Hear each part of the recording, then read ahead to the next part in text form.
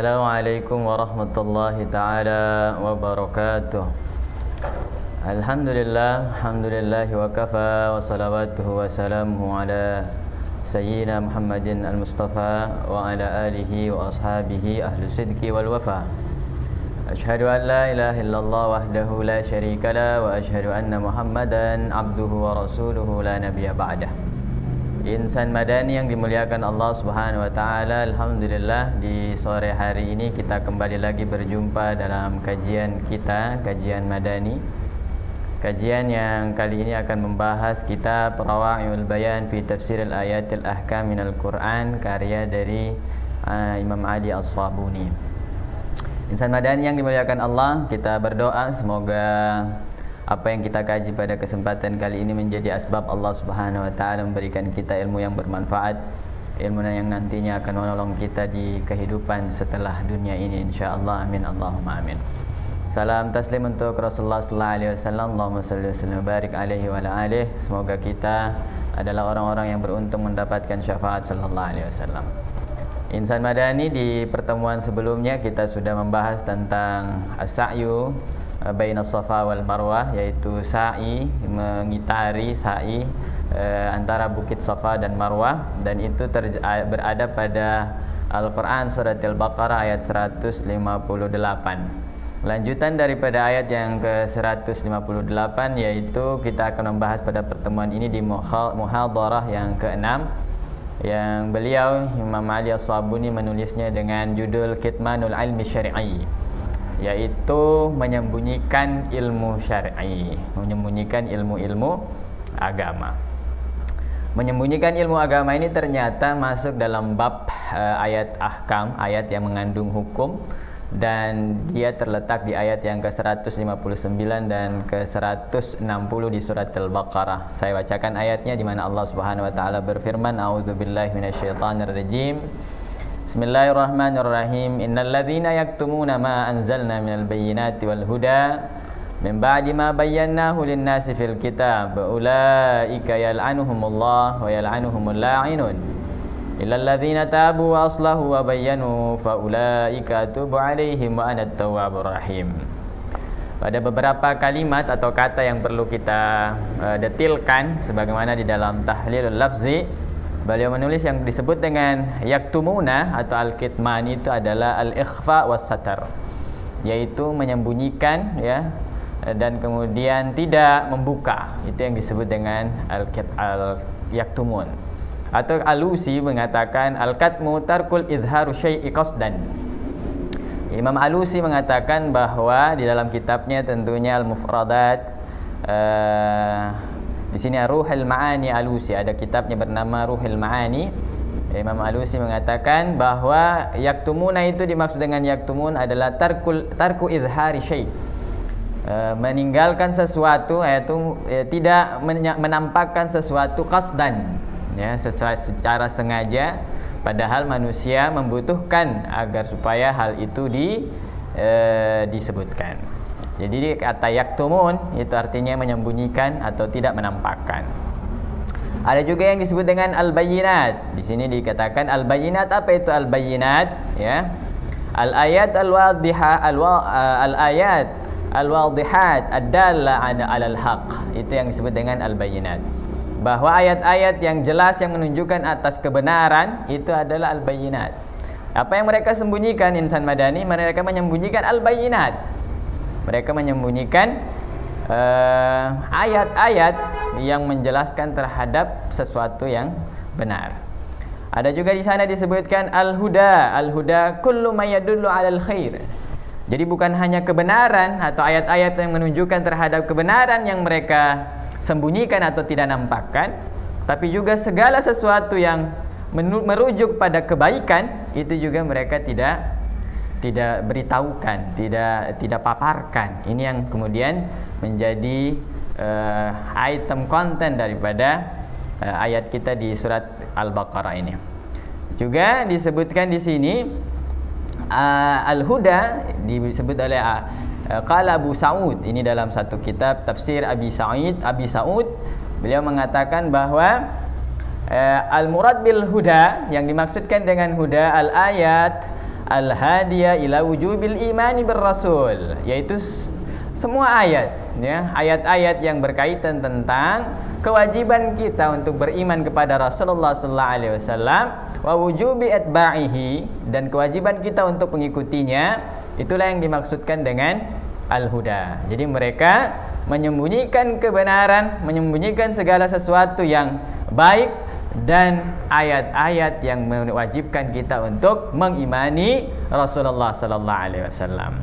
Yal'anuhumullah dimaksudkan adalah yatruduhum wa yab'aduhum min rahmatih. Yang maksud dengan yal'an atau laknat itu sendiri insan madani, yaitu mereka yang dijauhkan dari rahmatnya Allah Subhanahu wa taala.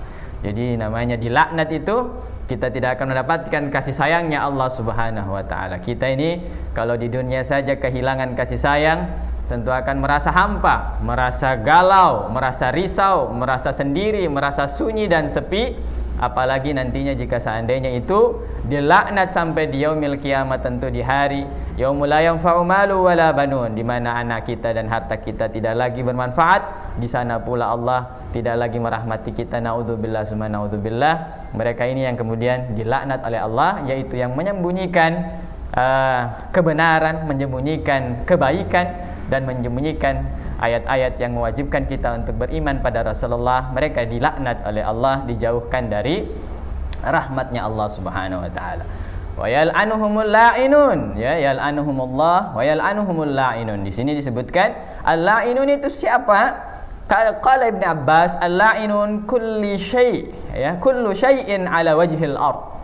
Jadi bukan hanya Allah saja yang melaknatnya atau menjauhkannya dari kasih sayangnya, tapi juga segala sesuatu yang ada di permukaan bumi ini itu juga tidak memberikan kasih sayang, ya, tidak mau, ya, tidak ingin memberikan kasih sayang kepada orang-orang yang menyembunyikan kebenaran, menyembunyikan kebaikan, dan menyembunyikan iman atau ayat-ayat yang berkaitan terhadap kewajiban kita mengimani Rasulullah sallallahu alaihi wasallam.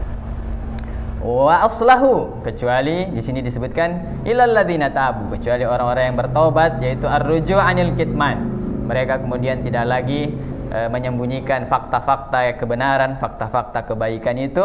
Mereka kemudian disebut dengan tabu, orang-orang yang telah bertaubat. Wa aslahu, yaitu kemudian melakukan perbaikan.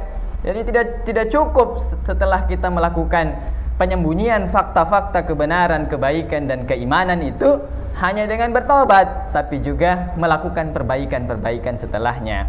Wa bayyanu, dan kemudian mengajak orang-orang, memberikan al-bayan, memberikan penjelasan terhadap apa yang telah mereka sembunyikan tadi. Wa anat tawwabur rahim, Allah Subhanahu wa taala kemudian mengatakan at-tawwabur rahim, Allah itu benar-benar menerima taubat dan benar-benar luas kasih sayangnya. Insan madani yang dimuliakan Allah Subhanahu wa taala, kenapa sampai ayat ini diturunkan oleh Allah Subhanahu wa taala, dan apa kesinambungannya, kecocokannya dengan ayat-ayat yang sebelumnya? Di sini disebutkan bahwa kana ahlul kitab, adapun orang-orang ahlul kitab ini yang dimaksud adalah Yahudi dan Nasrani. Yaktumuna ba'dha ma fi kutubihim ba'da dzikri nususihi lin-nasi 'indal hajati ilaih. Jadi mereka ini menyembunyikan sebagian daripada apa yang ada di dalam kitab-kitab mereka, ya, setelah kemudian jelas penyebutan di dalam kitab itu kepada manusia, padahal orang-orang, padahal umatnya, padahal golongannya, padahal kaumnya membutuhkan penjelasan terhadap apa yang mereka sembunyikan itu. Awis su'ali anhu, bahkan mereka bertanya-tanya tentangnya. Wa yata'ammaduna ikhfa ma warada fi minal bisyarati bi bi'atsati khataman nabiyyin Muhammad sallallahu alaihi wasallam. Mereka menyembunyikan dengan sengaja terhadap kabar gembira Rasulullah sallallahu alaihi wasallam ini sebagai penutup para nabi, sebagai utusan Allah Subhanahu wa taala. Jadi mereka sembunyikan itu sehingga Allah Subhanahu wa taala menurunkan ayat ini. Bahkan mereka di sini katakan kama yukhfuna ba'dha ahkam asy-syar'iyyah. Mereka juga menyembunyikan, menutup-nutupi hukum-hukum syariat seperti apa? Kahukmi rajmiz zani. Mereka tidak suka ternyata hukum rajam terhadap pezina itu, sehingga mereka tidak memberitahukan kabar ini kepada orang-orang. Maka insan madani yang dirahmati Allah Subhanahu wa taala, ayat ini hari ini kita kenal atau ditulis oleh Imam Ali As-Sabuni sebagai kitman al-ilmi syar'i. Beliau menulis tentang menyembunyikan ilmu syar'i, ilmu syariat yang kemudian tidak dipaparkan, tidak dijelaskan, tidak kemudian diberikan kepada orang lain yang memerlukannya. Ini disebut orang-orang yang nantinya dilaknat oleh Allah Subhanahu wa taala. Tapi kemudian ketika kita malah mendengarkan penjelasannya bahwa bukan hanya ilmu syar'i saja yang dimaksudkan di sini, tetapi juga tentang fakta-fakta tentang kebenaran, fakta-fakta tentang kebaikan, bahkan fakta-fakta tentang iman, ini juga dilarang untuk kita tutup dan tidak beberkan kepada orang-orang yang membutuhkannya. Di sini disebutkan tentang bagaimana sampai kemudian turun ayat ini. Nazalat hadhil ayatil karimah fi ahlil kitab hina sa'alu amma jaa fi kutubihim min amrin Nabi sallallahu alaihi wasallam fakatamuhu. Mereka ditanya tentang bagaimana nanti ada nabi tidak di akhir zaman, yang nabi penutup seluruh nabi-nabi yang sebelumnya. Mereka ditanya oleh umatnya tentang itu, tapi mereka tutupi itu, insan madani yang dirahmati Allah. Walam yakhbiru anhu hasadan wa bughdan. Ya, mereka tidak mau memberi kabar tentang itu, hasadan wa bughdan. Bughdan ini mereka iri dan kemudian mereka benci. Masya Allah. Naudzubillah summa naudzubillah min dzalik. Kita bagian daripada orang-orang yang membenci, ya, kemudian menutup-nutupi kebenaran sebagaimana yang telah dilakukan oleh orang-orang sebelum kita, yaitu ahlul kitab. Insan madani, sentuhan-sentuhan khusus di dalam ayat ini 159 dan 160. Imam Ali As-Sabuni mengatakan sentuhan pertama yang lembut yang Allah Subhanahu wa taala berikan kepada kita di dalam ayat ini adalah Alkitab, ya, tentang Alkitab. Yang dimaksudkan dengan Alkitab di sana adalah bukan hanya sekedar Al-Quran, tetapi juga beliau bilang mereka menyembunyikan apa-apa yang ada di dalam Al-Injil wat Taurat, ya. Al-Latifatu Tsaniyah yang kemudian berikutnya adalah ulaika yal'anuhumullah. Mereka itu adalah orang-orang yang dilaknat oleh Allah Subhanahu wa taala. Ini wa yal'anuhumul la'inun, ya. Ini untuk agar supaya kenapa sampai begitu sangat tegas Allah memberikan kabar pelaknatan ini, bahwa agar orang-orang itu iltifat litarbiyatil muhabbah, bahwa ini agar mereka konsen terhadap pendidikan ini, konsen terhadap hal-hal yang benar ini, konsen terhadap berita kenabian itu, dan mereka kemudian juga dijelaskan di sini tambihan ala qabhi amalahum, ala qabhi amalihim. Jadi mereka itu disebutkan dilaknat oleh Allah Subhanahu wa taala, betul-betul buruk sekali perbuatan apa yang mereka lakukan. Yang berikutnya, insan madan yang dirahmati Allah, Allah menyatakan wa anat tawwabur rahim, bahwa dari semua yang kita lakukan ini Allah Subhanahu wa taala tetap akan mengampuni kita selama kita bertaubat, tentunya seperti tadi tabu, ar-ruju, kembali lagi kepada Allah Subhanahu wa taala, wa izhar, ya, kemudian menampakkan apa yang tadinya kita telah sembunyikan dan memberikan penjelasan kepada umat. Insan madani, bagaimana hukumnya? Kita kemudian dijelaskan, ya, diberikan sebuah hidangan penjelasan tentang hukum-hukum yang melekat pada ayat 159 dan 160 ini. Yang pertama, hal hadhil ayah khassatan bi ahbaril yahudi wan nasara. Apakah ayat ini hanya dikhususkan untuk Yahudi dan Nasrani? Ya, apakah menyembunyikan itu hanya untuk Yahudi dan Nasrani yang tidak boleh, sedangkan untuk yang lainnya boleh? Apakah menyembunyikan itu hanya untuk ilmu-ilmu syar'i atau ilmu-ilmu yang lainnya boleh disembunyikan, ya, rahasia dagang misalnya, atau rahasia perusahaan misalnya, atau rahasia-rahasia yang lainnya yang kemudian kita merasa tidak perlu ditampakkan kepada orang-orang lain. Padahal itu adalah ilmu umum yang kalau kita ajarkan maka orang-orang akan menjadi maslahat. Jika kita ajarkan bagaimana cara menanam agar supaya yang tadinya hasilnya dari 1 kilo menjadi 5 kilo dengan benih-benih yang baik, tentunya dengan penyemaian yang baik atau perlakuan tanah yang baik, tentu ini akan mendatangkan maslahat kepada umat manusia atau kepada umat Islam secara khusus. Insan madan yang dimuliakan Allah. Bagaimana penjelasannya? Al-ayah al-karimah nazalat fi ahlil kitab min ahbaril Yahud. Tentu ini turun kepada orang-orang Yahudi. Wa ulama'in Nasara, pembesar-pembesar Nasrani juga diturunkan ayat ini. Dimaksudkan untuk mereka. Alladzina katamu sifatin Nabi alaihi salatu wassalam. Mereka itu menutupi sifat-sifat daripada Rasulullah sallallahu alaihi wasallam, apa yang akan kemudian menjadi nabi yang terakhir. Kama dalla ala dzalika sababin nuzul, sebagaimana yang telah dipaparkan di sebab turunnya ayat. Walakinnaha tashmulu kull katimi li ayatillah. Akan tetapi ini juga berguna untuk mereka-mereka yang menyembunyikan segala sesuatu yang berkaitan dengan ayatnya Allah Subhanahu wa taala, kekuasaannya Allah Subhanahu wa taala. Mukhfin li ahkami syariah, apalagi terhadap tentang ilmu syariah, ya. Li'annal ibrah kama yaqulul ulama, karena sesungguhnya yang paling asasi kata ulama, ya, al usul bi umumil lafzi la bi khususis sabab.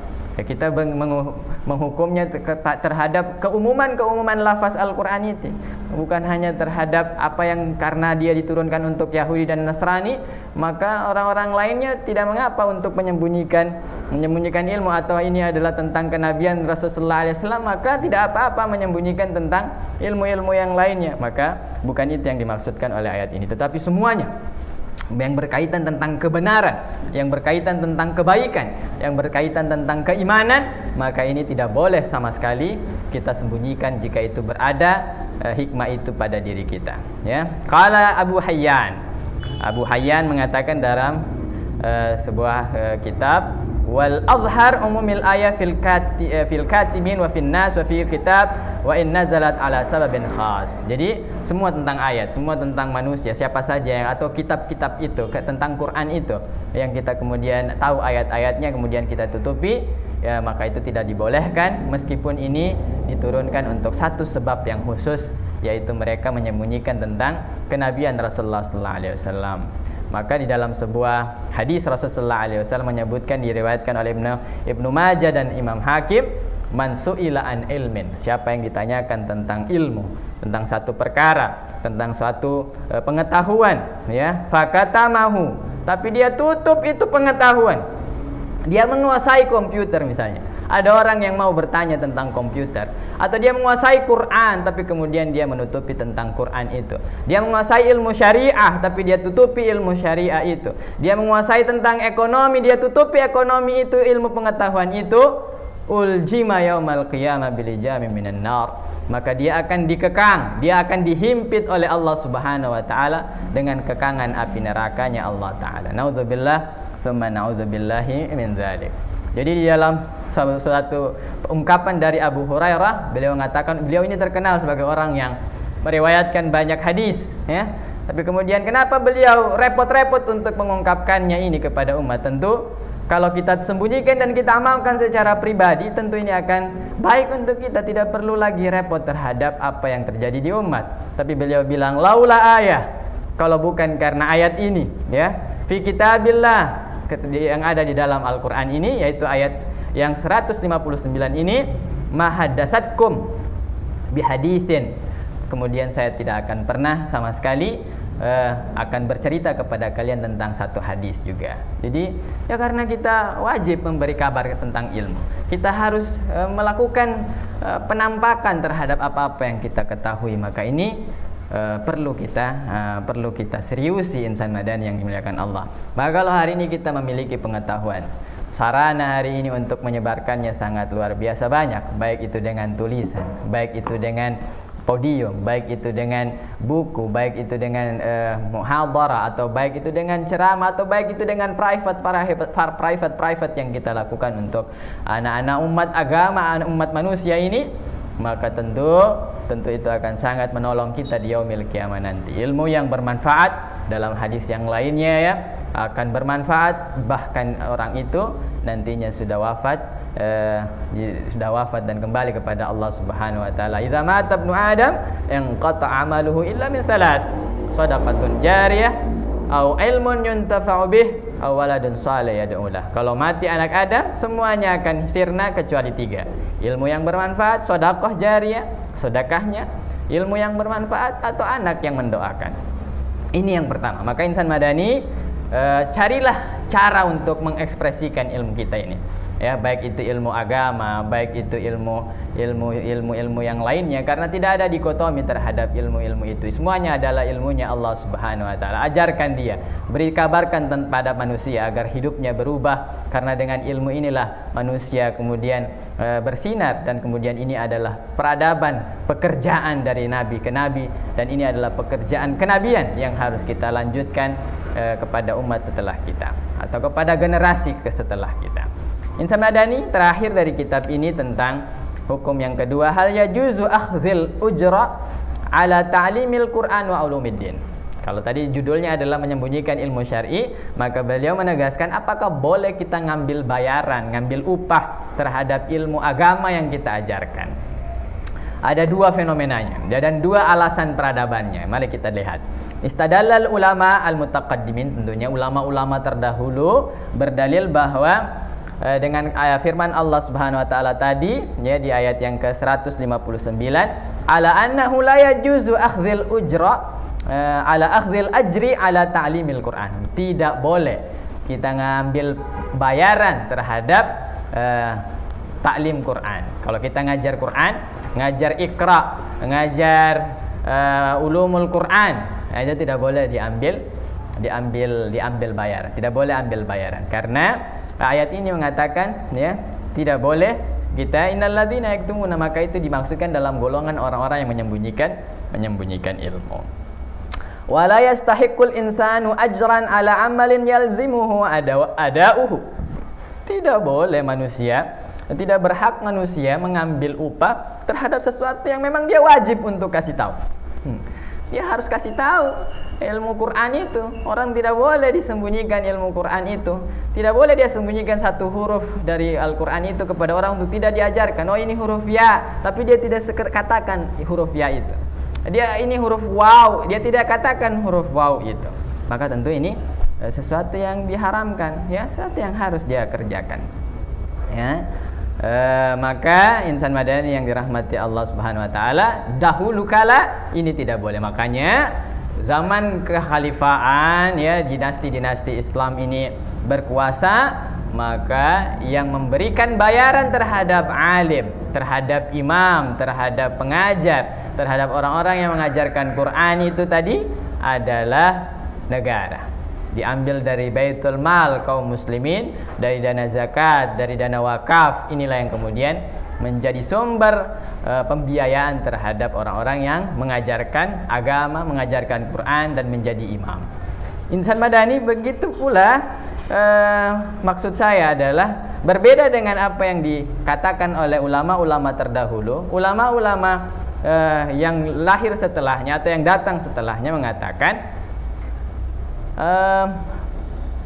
kalau kemudian hari ini dahulu itu dibayar pakai baitul mal, maka sekarang ini sudah tidak adanya pembayaran lagi dari baitul mal, maka kemudian akan dikhawatirkan fayan'adimu hafazatul Quran, maka akan hilang orang-orang yang mengajarkan Quran, yang menghafalkan Quran, yang menolong agamanya Allah Subhanahu wa taala, ini akan hilang. Wa tawdi' al-ulum, maka bukan hanya Quran yang tidak lagi diajarkan, tapi ilmu-ilmu syariah yang lainnya juga tidak akan diajarkan karena tidak ada bayaran, ya, tidak akan ada upah. Baitul mal tidak membayarkan, dan upah puna mereka kemudian harus bekerja. Karena kesibukan mereka bekerja di tempat yang lainnya, maka tidak lagi sempat untuk mengajarkan Quran, tidak sempat lagi untuk menghafalkan Quran, tidak sempat lagi untuk belajar ilmu syar'i. Maka inilah yang kemudian mereka mengatakan boleh mengambil upah dari apa yang kita ajarkan dari Quran ataupun dari ilmu-ilmu agama. Insan madani, tentu Imam Ali As-Sabuni menguatkan pandangan yang terakhir ini, pandangan orang-orang yang ulama-ulama mutaakhirin. Karena apa? Karena beliau memang datang daripada ulama-ulama mutaakhirin, dan kita sebagai orang-orang yang mendengarkannya, saya rasa perlu lebih bijaksana dalam bersikap terhadap guru-guru agama, guru-guru Quran, guru-guru yang mengajarkan Iqra kepada anak kita. Karena apa? Sungguh sangat miris terhadap keadaan mereka hari ini, ya. Kita lihat kalau mereka itu digaji, dibayar hanya dari uang yang dikumpulkan anak-anak pada setiap hari Jumat. Kadang seperti itu pola yang mereka gunakan, guru-guru kita. Bahkan mereka ini cenderung tidak mendapatkan kehormatan sebagaimana yang didapatkan oleh orang-orang yang telah mengajarkan Quran sebelum kita. Dan kita sebagai orang tua juga terkadang tidak memberikan porsi yang ideal, porsi yang semestinya terhadap pendidikan Quran untuk anak-anak kita. Tidak terlalu perhatian. Kalau kita kepada ilmu yang lain yang cenderung pada kebaikan-kebaikan lainnya, ya, misalnya itu adalah bahasa Inggris, itu adalah matematik, itu adalah fisika, itu adalah berenang, itu adalah memanah, itu adalah berkuda, itu kemudian kita sangat menggelontorkan uang yang begitu banyak untuk guru-gurunya, untuk fasilitas-fasilitasnya. Tapi untuk Quran kita kadang hanya mengucapkan terima kasih, syukran, terima kasih, ya. Kita hanya mengucapkan itu tanpa memberikan penghargaan yang selayaknya. Padahal mereka ini telah mendedikasikan waktunya, mendedikasikan ilmunya untuk anak-anak kita, untuk kita mungkin juga. Maka insan madani, pandai-pandailah berterima kasih, pandai-pandai ya kita untuk memberi, karena dengan begitu kita semuanya akan saling tolong menolong dalam kebaikan dan kebenaran ini. Insan madani yang dimuliakan Allah Subhanahu wa taala, inilah pembahasan tentang kitmanul ilmi syar'i, menutup, menyembunyikan ilmu syar'i, yang sebenarnya juga bukan hanya berkaitan terhadap ilmu syar'i, tapi juga berkaitan tentang kenabian Rasulullah sallallahu alaihi wasallam dan ilmu-ilmu yang bermanfaat lainnya bagi umat manusia, ya. Di dalam penutupnya beliau menulis, "Idlam yabqa min may yu'allim aw yata'allam wa inna lillahi wa inna ilaihi rajiun." Jika seandainya tidak lagi tersisa dari orang-orang yang belajar dan mengajarkan ini ilmu syar'i, ilmu agama, ilmu Quran, maka sesungguhnya kita telah inna lillahi wa inna ilaihi rajiun, telah sirna, telah wafat, telah punah, ya, telah sia-sia. Naudzubillah, tsumma naudzubillah min dzalik. Semoga kita adalah orang-orang yang terus mencari cara untuk mengekspresikan ilmu yang kita punya, ya, baik itu dengan cara menulis, cara membicarakan, cara mendiskusikan, forum-forum apa saja kita berikan untuk kemudian ilmu ini kemudian tersebar dan didengarkan oleh orang. Apalagi di zaman media sosial, kita boleh membuat konten-konten yang kreatif, yang bermanfaat, yang kemudian juga memberikan pencerahan kepada umat. Ini adalah bagian daripada usaha-usaha ijtihad kita agar ilmu ini tidak berhenti di kepala kita dan diri kita, melainkan juga tersebar bagi umat dan bermanfaat bagi mereka. Bagi kita yang kemudian memiliki orang-orang, memiliki anak-anak, memiliki keluarga yang sedang mempelajari Quran dan mereka itu sedang berproses untuk membaca Quran, berikanlah kelayakan kepada orang yang mengajarkannya. Ya, kita tidak mempertanyakan keikhlasan gurunya, tidak boleh kita pertanyakan itu, ya. Oh, ustadznya tidak ikhlas, gurunya tidak ikhlas, mereka meminta biaya. Bukan itu yang kita kemudian katakan, kita kemudian klaim. Itu urusan dia dengan Allah Subhanahu wa taala. Yang kita tahu, kita telah berterima kasih kepada mereka dengan selayaknya, dengan seharusnya, semestinya, sepatutnya. Semoga Allah Subhanahu wa taala merahmati kita dan kemudian mengambil langkah yang paling baik untuk menghormati orang-orang yang telah berdedikasi kepada kita. Kita doakan guru-guru kita, semoga mereka mendapatkan kebaikan, keberkahan dan kebahagiaan di dunia dan di akhirat insyaallah. Dan semoga Allah Subhanahu wa taala melapangkan kuburnya, memberikan cahaya nur tam di yaumil qiyamah nanti insyaallah. Allahumma amin. Hadanallahu wa iyyakum ajmain. Wabillahi taufiq wal hidayah. Wassalamualaikum warahmatullahi taala wabarakatuh.